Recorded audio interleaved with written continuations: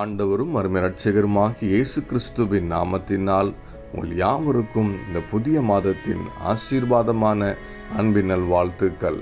நம் தேவனாகிய கர்த்தர் கடந்த 7 மாதங்களிலும் தகப்பனைப் போல தோளில் சுமந்து தாயைப் போல அரவணைத்து நாம் வேண்டின விரும்பின அத்தனை காரியங்களையும் அருளி செய்து நல்ல ஆலோசனைகளை கொடுத்து வார்த்தையின் வெளிச்சத்தில் நடக்க பண்ணின தெய்வம் இந்த புதிய மாதத்திலும் எரேமியா 39 அதிகாரம் 18வது வார்த்தையின் மூலமாக நம்மை வழிநடத்தி ஆசீர்வதிக்க விரும்புகிறார். வேத வார்த்தை இப்படியாக சொல்கிறது, உன்னை நிச்சயமாக விடுவிப்பேன். இந்த மாதத்தில் தேவனாய் கர்த்தர் நாம் எதிர்பார்க்குற ஒவ்வொரு காரியத்திலும் விடுதலை அருளிச்சுன்னு சொல்லி வாக்கு கொடுக்கிறார்.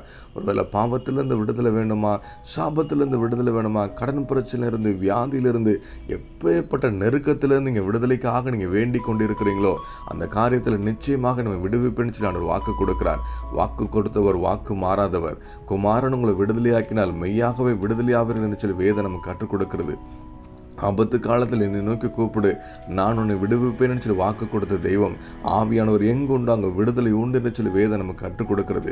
வார்த்தையினால் விடுவிக்கிற தெய்வம், வார்த்தையினால் வாழ வைக்கிற தெய்வம் நமக்கு கொடுத்திருக்கிற இந்த வாக்கு தத்துவத்தின்படி நிச்சயமாகவே நம்ம விரும்புகிற ஒவ்வொரு காரியத்திலும் விடுதலை அருளி செய்து வாழ வைக்க தான் அந்த வார்த்தை கொண்டு நம்மோடு கூட பேசி கொண்டிருக்கிறார்.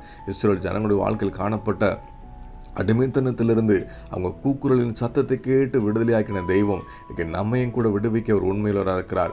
உண்மையான இருதயத்தோடு ஆராதித்த தானியேலோட நண்பர்களையும் அவர்கள் உண்டான எல்லா விதமான நெருக்கத்திலிருந்து விடுதலையாக்கின தெய்வம் இன்னைக்கு நாமும் கூட உண்மையான இருதயத்தோடு கூட அவரை மாத்திரம் விசுவாசித்து கூப்பிடும்போது நம்முடைய எல்லா இக்கட்டுக்கும் நம்ம விடுதலையாக்கி நம்மை சாட்சியை நிறுத்துவதற்கு தான் இந்த வார்த்தை கொண்டு நம்மோடு பேசி கொண்டிருக்கிறார். இந்த வார்த்தையை விசுவாசித்து, ஆண்டவரே நீங்கள் கொடுத்த வார்த்தையின்படி நிச்சயமாக எங்களை விடுவீங்க, உங்களுடைய சாட்சியில் எங்களை வாழ வைங்க ஆண்டவர்னு சொல்லி ஒப்பு கொடுத்து நம்ம ஜெபிப்போமா. நல்ல தகப்பனே, இந்த புதிய மாதத்திற்காக நன்றி செலுத்துகிறோம். கர்த்தர் கொடுத்திருக்க இந்த வார்த்தையின்படி ஆண்டவரே நீர் எங்களை விடுவித்து எங்களை வாழ வைக்கிற அன்புக்காக நன்றி செலுத்துகிறோம். ஆண்டவரே எங்கள் வாழ்க்கையில் காணப்படுகிற எல்லா விதமான நெருக்கத்திலிருந்து விடுதலை ஆக்குங்க. கட்டி வைத்திருக்கிற எல்லா பாவத்திலிருந்தும், ஆண்டவருடைய சாப கட்டுகளிலிருந்தும், அவங்களை நெருக்கி கொண்டிருக்கிற எல்லா விதமான இக்கட்டிலிருந்து விடுதலையாக்கி கர்த்தருடைய நாமத்தை மகிமைப்படுத்துகிற சாட்சிகளாக நீங்கள் வாழ வைக்க போகிற அன்புக்காக நன்றி செலுத்துகிறோம்ப்பா. வியாதியிலிருந்து விடுதலைக்காக ஜெபிக்கிற பிள்ளைங்க வாழ்க்கையில் தேவனாய் கர்த்தருடைய கரம் இந்த மாதத்தில் அற்புதத்தை செய்யும்படியே நாங்கள் ஜெபிக்கிறோம்ப்பா. கடன் பிரச்சனை விடுதலை கொடுங்க. எந்தெந்த காரியத்தில் ஆண்டவர் விடுதலை வேண்டுமென்று சொல்லி ஜெபிக்கிறாங்களோ ஒவ்வொரு காரியத்திலும் கர்த்தர் நிச்சயமாக விடுவித்து சாட்சியை நிறுத்த போகிற அன்புக்காக நன்றி செலுத்துகிறோம். இந்த வார்த்தையின் அனுகூலத்தை காண செய்யுங்க. வாக்குத்தத்தை நிறைவினால் ஒவ்வொருத்தரையும் ஆசீர்வாதத்தை கனப்படுத்த வேண்டுமாய் இயேசுவின் நாமத்தில் ஜெபிக்கிறோம் எங்கள் ஜீவனில் நல்ல பிதாவே, ஆமென்.